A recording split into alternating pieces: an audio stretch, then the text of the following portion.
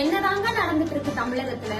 கடந்த 3 மாத காலமாவே நாம தொடர்ந்து கேட்கக்கூடிய செய்தி பள்ளி கல்லூரி மாணவிகளுக்கு எதிராக நடக்கிற பாலியல் வன்கொடுமை செய்தி.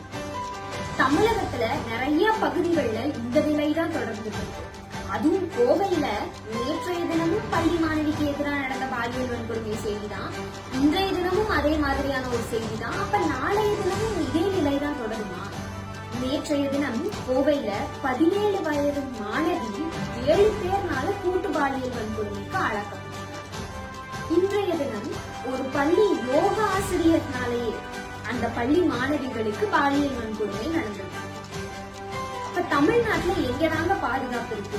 பெண்கள் அவங்க வாழ்க்கையில கடக்கக்கூடிய ஒரு லாங்கஸ்ட் பேஸே இந்த பள்ளி கல்லூரி தருணம் தான். அங்கேயே அவங்களுக்கு பாதுகாப்பு இல்லங்கும் போது அப்ப என்னதாங்க நடக்குது? பெற்றோர்கள் தினமும் அவங்க பிள்ளைகளை வெளியில பள்ளிக்கும் கல்லூரிக்கும் அனுப்பிட்டு வயிற்றுல நெருப்ப கட்டிட்டு உட்கார்ந்துட்டு இருக்கணும். என் பொண்ணு சேஃபா வீட்டுக்கு வருவாளா வரமாட்டாளா அப்படின்னு. இதுக்கு என்னதான் தீர்வு?